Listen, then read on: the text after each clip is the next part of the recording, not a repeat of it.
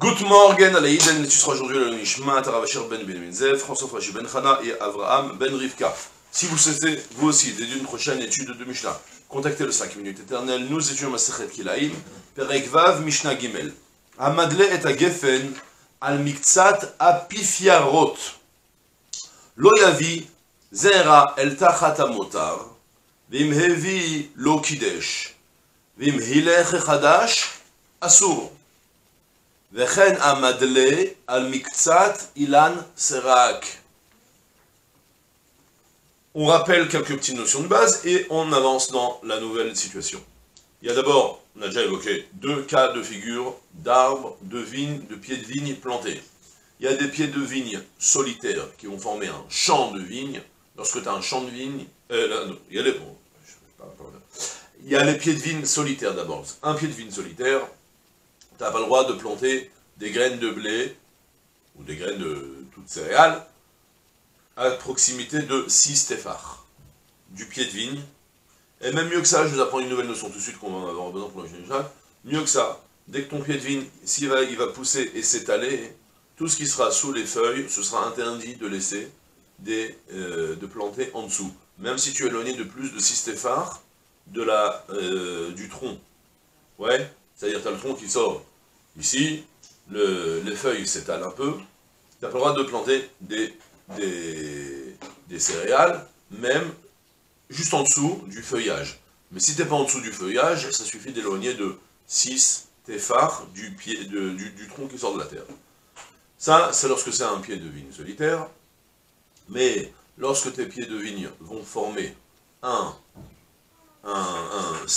vignoble, soit un champ de vigne, alors là, tout devient plus rigoureux, les distances de séparation sont beaucoup plus strictes, de 4 amot, donc l'équivalent presque 2 mètres, depuis le pied de vigne, au milieu, entre, autour, comme tout ce qu'on a évoqué, on n'en a plus besoin pour le moment.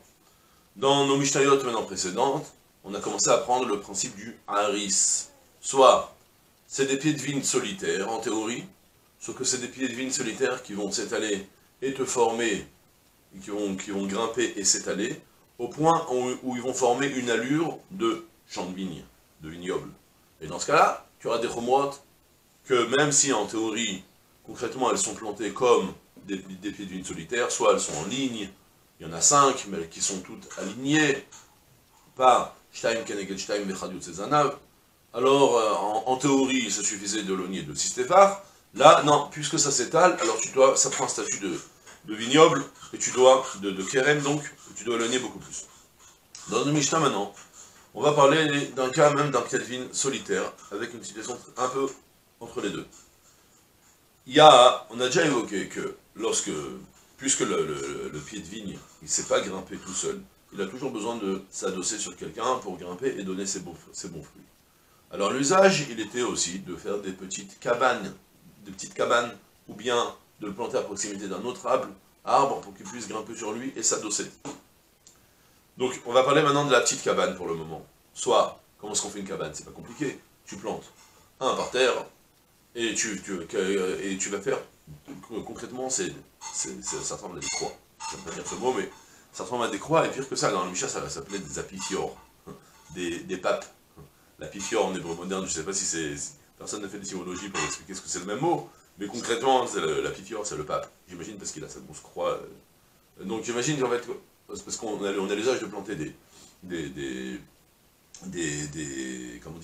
tasseaux de bois, et puis après on les sépare, puis après elles s'éloignent, comme ça la vigne va grimper et s'étaler.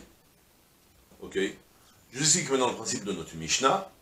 On a dit que lorsqu'on a même un pied de vigne solitaire qui pousse et qui s'étale, en dessous, tu n'as pas le droit de planter des graines. À proximité, t'éloigné de 6 téphars, ça marche, mais en dessous du feuillage, tu n'as pas le droit de planter des graines. Maintenant, on a un problème technique. On a commencé à planter, on a planté un pied de vigne, même solitaire. Et on lui a mis à côté son essai apifiorot, cet assaut sur lequel là, il va pouvoir grimper et s'étaler. Pour le moment, le pied de vigne ne s'est pas étalé. J'ai envie de planter des graines au milieu de cette future cabane qui va tout être remplie par la vigne, par des feuilles de vigne qui vont pousser au-dessus. Pour le moment, c'est pas encore arrivé, ça va bientôt arriver. La Mishnah me dit, ben, tu fais attention, tu plantes pas en dessous. Tu n'as pas le droit de planter en dessous. Si tu as planté ça en dessous, pour le moment, c'est pas interdit. Dès que les feuilles de vigne vont arriver au-dessus, et tu laisses tes céréales plantées en dessous, et qui vont grandir de 1/2 centième, comme nous dit le Barthénora, c'est un peu discuté, mais en tout cas, ça nous le dit, eh ben ça y est, t'as interdit ton pied de vigne, et vous avez compris toute la Mishnah, et on fait tout ça dans les mots. Il y aura à la fin encore un nouveau cas particulier, je le dirai ensuite. Amadle est à Geffen. Amadle, c'est celui qui va... Le mot l'idolote, c'est-à-dire puiser, mais c'est chaque fois qu'on va faire que la vigne, elle va s'adosser sur quelqu'un d'autre pour pousser, ça s'appelle qu'elle est nidlette, elle est surélevée par quelqu'un d'autre, par un autre arbre. Amadle est à Geffen, al miktsat apifiorot. Celui qui va surélever le pied de vigne sur des apifiorot, sur cet assaut planté en sorte de croix pour pouvoir s'étaler dessus. La Mishnah me dit, fais attention. Lo yavi zera el tachat amotar. Tu n'amèneras pas, tu ne planteras pas des graines sous le supplément, c'est-à-dire sous le supplément, la suite de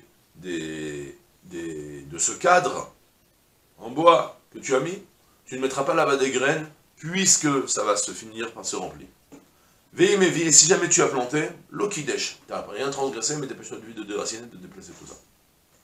Veim hiler chadash, et si les nouvelles feuilles de vigne se sont étalées pour y arriver, assour, les graines de blé deviennent interdites, et nous dit le Barthénora, si jamais imosif mataim, si jamais il a rajouté 1/2 centième, vous vous rappelez le calcul du 2 centième comme on avait fait.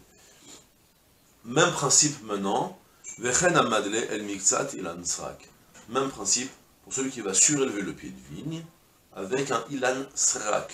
C'est quoi un ilan srak? C'est un arbre qui n'est pas fruitier. On expliquera pourquoi, dans le prochain Mishnah, pourquoi est-ce qu'elle a fait préciser un arbre qui n'est pas fruitier. Pour le moment, qu'est-ce qui se passe avec un arbre fruitier? C'est un peu différent, mais pour le moment, on a un arbre qui n'est pas fruitier. Soit, j'ai mis à côté, allez, qu'est-ce qu'on peut prendre comme arbre qui n'est pas fruitier? Je sais pas, j'ai pas D'accord, vous avez planté un arbre non fruitier, un arbre qui ne donne pas de fruits, donc planté à côté, en prévision que le pied de vigne, il va lui grimper dessus, il va être surélevé par lui, il va finir par s'étaler là-bas où il y a le branchage qui s'étale, comme ça la vigne elle va pouvoir continuer à pousser dans cette direction là-bas, et ben, là-bas, en dessous tu n'auras pas le droit de planter des graines, de peur que, en prévision que ta vigne va arriver là-bas, et que tes graines vont devenir interdites. Pour le moment tu l'as fait, c'est pas interdit, le pied de vigne est arrivé, tu as laissé planter, tout devient interdit, d'accord? Et voilà, c'est tout pour aujourd'hui, je vous souhaite une journée pleine de Hatzlacha, Kol Tuv Sela.